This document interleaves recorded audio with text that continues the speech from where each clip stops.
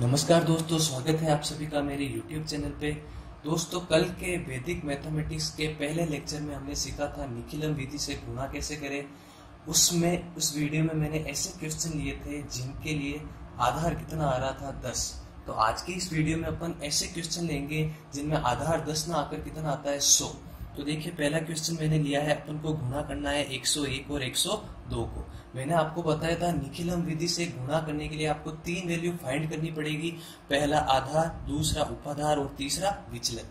आधार के बारे में कल मैंने आपको ये बताया था, यदि दी गई संख्या जिसका गुणा करना है वे संख्या यदि 95 या 95 से कम हो तब तो अपन आधार कितना लेंगे 10। लेकिन इस बार देखिए 101 और 102 दोनों ही 95 से ज्यादा है, तो अगला आधार अपना क्या होगा 100। मैंने आपको बताया था आधार 1, 10, 100, 1000 इस तरह चलता है। तो 95 से कम हो तब तो आधार लेना था 10, लेकिन इस बार संख्या है ज्यादा 95 से, तो आधार कितना ले लेंगे 100। तो आधार तो अपना कितना हो गया 100। अब उपाधार का मतलब क्या होता है कि हमें देखना है पहले तो कि ये जो दो संख्या दी हुई है 101 और 102, वो संख्या 10 के गुणज में किसके ज्यादा नजदीक है। अब 10 के गुणज का मतलब समझ लेना, जैसे 10 का पहाड़ा चलता है ऐसे 10, 20, 30, 40 ऐसे ऐसे करके लास्ट में कितना आता है 100। तो हमें देखना है 10 के पहाड़े में से ये जो संख्या 101 और 102 दी गई है वो किसके ज्यादा नजदीक है। तो यहाँ पर आप देखोगे तो 101 और 102 किसके ज्यादा नजदीक है, 100 के ज्यादा नजदीक है। तो हमारे पास आधार कितना है 100। तो अब हमें 100 को ऐसी एक संख्या से गुणा करना है कि वापस हमारे पास कितना आ जाए 100। तो आपको पता है अगर 100 को अपन 1 से गुणा कर देंगे तो वापस अपने पास संख्या कितनी आ जाएगी 100। तो इस बार अपना उपाधार कितना आएगा 1। आगे हमें निकालना है विचलन निकालने का सूत्र क्या है, संख्या में से आधार और उपाधार का गुणा घटाना है। तो संख्या एक बार तो अपने पास है 101 और एक बार कितना है 102, माइनस आधार इंटू उपाधार। देखो आधार और उपाधार को गुणा करो तो 100 और 1 को गुणा करोगे वापस कितना मिलेगा 100। तो 101 में से 100 गया, वापस बचेगा 1 और इधर 100 को घटाओगे कितना बचेगा 2। अब हमें गुणा करना है तो एक तरफ तो आपको लिखनी है संख्या और एक तरफ आपको क्या लिखना है विचलन। कल मैंने आपको बताया था संख्या आपको लिखना है स्तंभ के रूप में, ऐसे पहले 101 फिर 102। अब संख्याओं के सामने इनका विचलन लिख दीजिए। 101 का विचलन कितना है 1 और 102 का विचलन कितना है 2। ठीक है, चलिए फिर कल मैंने आपको क्या बताया था, आपको 2 लाइन ड्रॉ करनी है, 2 लाइन बनानी है। पहली लाइन तो होगी क्रॉस वाली जो किसका काम करेगी प्लस का, दूसरी लाइन जाएगी पीछे से जो किसका काम करेगी मल्टीप्लाई का। ठीक है, यानी ये पहली लाइन का मतलब क्या है, पहली संख्या में दूसरी संख्या के विचलन को जोड़ना है। तो 101 में 2 को जोड़ दीजिए। फिर मैंने आपको बताया था इसको कोष्टक में बंद करना है। कोष्टक में बंद करने के बाद किससे गुणा करते हैं उपाधार अंक से। ठीक है, तो उपाधार अंक कितना है 1, तो 1 से गुणा कर लीजिए। अब इसको खंड में विभाजित करना है और अगला स्टेप क्या है, पीछे वाले दोनों विचलनों का क्या करना है गुणा। तो 1 और 2 का गुणा करेंगे कितना आएगा 2। अब देखो 101 में 2 जोड़ा कितना आएगा 103 और 103 को गुणा करोगे 1 से वापस कितना आएगा 103 ही, और पीछे कितना आ रहा है 2। अब कल मैंने आपको अगर याद हो तो मैंने बताया था कि पहले खंड को छोड़कर बाकी जितने भी खंड बनेंगे उन सब में उतने ही अंकों की संख्या होगी जितना आधार में 0 है। कल जैसे अपन ने 10 लिया था तो 10 में 1 0 था, तो बाकी वाले खंडों में हमने कितनी संख्या रखी 1 संख्या, लेकिन अब की बार कितना 0 आ रहा है 2 0। तो पहले खंड को छोड़ के बाकी जितने भी खंड है, जैसे ये पहले खंड को छोड़ के ये वाला खंड है ना, तो उसमें 2 संख्या आनी चाहिए, क्योंकि इस बार 0 कितना है आधार में 2 0। तो अपने पास तो एक ही संख्या आ रही है। इस 2 को 2 संख्या में कैसे बदले, तो देखो कोई भी संख्या हो उसके आगे आप कितने ही 0 लगा लो उसकी वैल्यू कभी भी बदलती नहीं है। तो इस 2 के आगे अपन क्या लगा देंगे 0, ये 0 लगा दिया। अब सीधा सीधा ये लाइन हटा दीजिए तो आंसर आपके पास क्या आ जाएगा, ये आपका आ गया आंसर। ठीक है, समझ में आ गया होगा आपको। अगला क्वेश्चन देखिए, अगर नहीं आया समझ में तो अगला हमें गुणा करना है 204 और 205 को। वापस देखिए, सबसे पहले आधार लेना है, तो संख्या आपके 95 से ज्यादा है तो आधार अब की बार वापस कितना आएगा 100 आएगा। ठीक है, अब देखो हमें लेना है उपाधार। ध्यान से देखना उपाधार, ये जो 204 और 205 है ना, वो किन दो संख्याओं के किस संख्या के सबसे नजदीक है 10 के गुणज में। तो आप देखोगे 204 और 205 दोनों ही किसके ज्यादा नजदीक है, 200 के ज्यादा नजदीक है। ठीक है, तो 100 को 200 बढ़ाने के लिए किससे गुणा करोगे आप, 2 से गुणा करोगे। ठीक है, तो अब की बार उपादान कितना आ गया, 2 आ गया। अब समझ लो, एक बार मैं और आपको बता देता हूं, अगर यहाँ पे वैल्यू ऐसी आती 401 इंटू 405 है ना, तब भी देखो संख्या 95 से तो बड़ी हो गई है ना, तो आधार तो 100। अब उपाधार कितना लोगे, 405 और 406 ये किसके ज्यादा नजदीक है, 400 के नजदीक है, तो 100 को किससे गुणा करोगे कि वो 400 बन जाए, तो 4। तो इसलिए उपादान कितना आता है, 4। और वैसे भी मैंने आपको ट्रिक भी बताई थी कि जो जिन संख्याओं का गुणा करना है उनका अगला अंक ही किसका काम करता है, उपादान अंक का, है ना, ज्यादा ज्यादा करके क्वेश्चन में, सब में तो नहीं। जैसे देखो इसमें भी 1 आ रहा था, इसमें 2 आ रहा है, अगर 400 आएगा तो उसमें 4 आ जाएगा, 500 आएगा तो उसमें 5 आ जाएगा। ठीक है, चलिए अब करते हैं आगे, क्या बचा है, विचलन। तो विचलन कैसे निकालते हैं, संख्या में से आधार और उपाधार का गुणा घटाना है। ठीक है, तो देखो संख्या एक बार कितनी है, 204, एक बार कितनी है, 205, इसमें से घटा लो आधार और उपाधार का गुणा, तो 100 और 2 को गुणा करोगे कितना आएगा, 200। यहाँ पे भी घटाना है 200, तो यहाँ पे तो बचेगा आपके 4 और यहाँ पर आपके कितना बचेगा, 5। अब सीधा क्वेश्चन करो, एक तरफ तो आपको लिखनी है संख्या और दूसरी तरफ आप क्या लिखोगे, विचलन।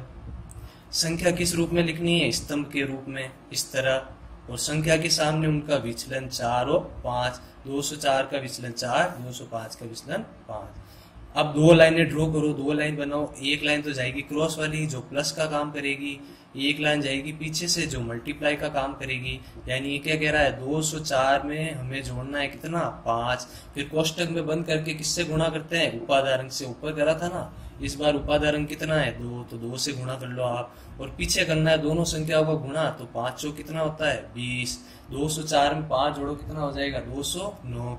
तो ये 209, आगे इसको गुणा करेंगे 2 से, और पीछे कितना है, 20 गुणा कर लो, 2 9 18 का 8, हासिल का 1, ये 1 और 2 दूनी कितना हो गया, 4, पीछे कितना बचा, 20। अब हमें खंड को खोलना है, इस लाइन को हटाना है।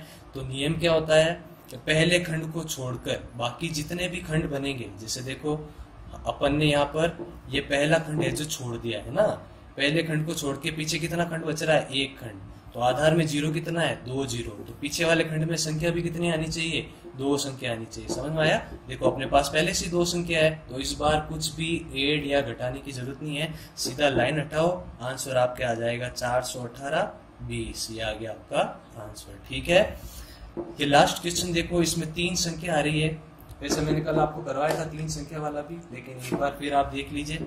वही आधार, संख्या 95 से ज्यादा है तो आधार कितना हो गया, 100। अब देखो ये सारी संख्या 100 के करीब है, तो 100 को वापस 100 बनाने के लिए किससे गुणा करोगे, 1 से गुणा। जैसा सबसे पहला वाला क्वेश्चन अपन ने करा था ना, ये देखो 101 और 102 का, इसमें अपन ने उपाधार कितना लिया था, 1। वापस ये संख्या देखो 100 के करीब है तीनों, तो वापस उपाधार कितना लेंगे, 1। तो अब यहाँ इधर तो लिख लीजिए संख्या, और इधर आप क्या लिखोगे, विचलन।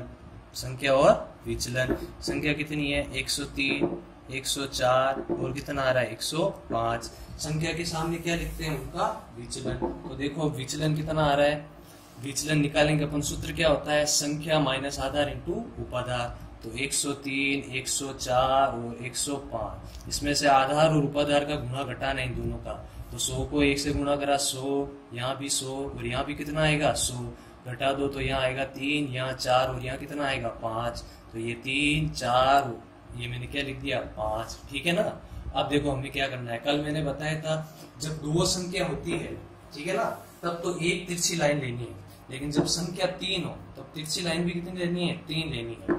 तो देखो पहली संख्या के साथ, है ना, पहले तो खाली अपन एक संख्या जोड़ते थे, लेकिन अब की बार कितनी संख्या है, 3 संख्या है, तो पहली संख्या के साथ 2 संख्या जोड़नी है, दूसरी संख्या का विचलन भी जुड़ेगा और तीसरी संख्या का विचलन भी जुड़ेगा, कल बताया था मैंने। तो ये भी जुड़ेगा और ये भी जुड़ेगा। तो सबसे पहले जोड़ लो, 103 में कितना जोड़ना पड़ेगा हमें, 4 भी जोड़ना पड़ेगा और 5 भी जोड़ना पड़ेगा। फिर देखो जब 2 संख्या होती है तब तो गुणा करना है खाली उपाधार अंक से, ठीक है, लेकिन अपने पास संख्या कितनी है, 3 संख्या।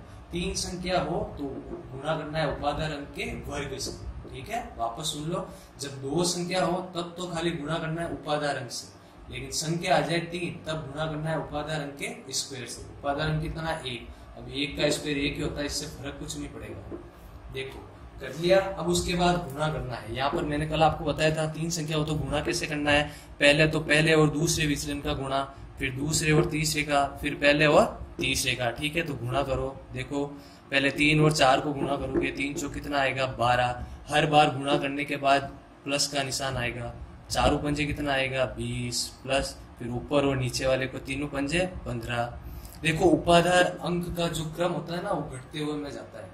पहले अपन ने 2 लिया तो 2 का 1 कम, अब कितना लेंगे 1, तो अब खाली 1 की घात 1 से गुणा करना है। ठीक है, अब पहले वाले क्वेश्चन में क्या होता था, हम शुरू में ही 1 लेते थे, तो 1 के आगे क्या आता है 0, और किसी भी संख्या की घात 0 उसका मान कितना हो जाता है 1, तो उसको लिखने का कोई मतलब नहीं बनता है, इसलिए अपन ने नहीं लिखा। और लास्ट वाले स्टेप में क्या है, तीनों विचलनों को साथ में गुणा करना है, 3 × 4 × 5। और देखो पहले घात उपाधार की 2 लगाई, फिर 1 लगाई, अब कितने लगाएंगे 0, तो 1 की घात 0 का मान कितना हो जाएगा 1, तो उसको लिखने का कोई मतलब नहीं है, इसलिए मैंने लिखा। ठीक है, फटाफट यहाँ पर जोड़ कर लो।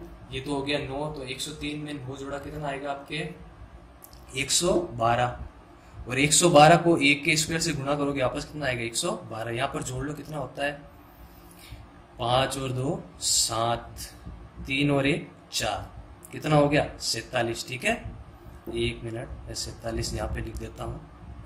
ये कितना हो गया 47, और इसको 1 से गुणा करते कुछ फर्क नहीं पड़ता। और यहाँ 3 चौक 12, 12 पंजे कितना हो जाएगा 60, ये हो गया अपने 60। देखो पहले खंड को जोड़कर जितने भी खंड आए उनमें उतनी ही अंकों की संख्या आएगी जितने उपाधार अंक में 0 है। 0 कितने है 2 0, तो दूसरे वाले खंड में भी 2 अंकों की संख्या आएगी, और तीसरे वाले अंकों में भी 2 अंकों की संख्या आएगी। पहले से ही 2 अंक है, तो कुछ भी नहीं करना है, हमें क्या करना है, सीधा लाइन हटाओ, आपके आंसर आ जाएगा। क्या आएगा 112 47, और ये कितना हो गया 7।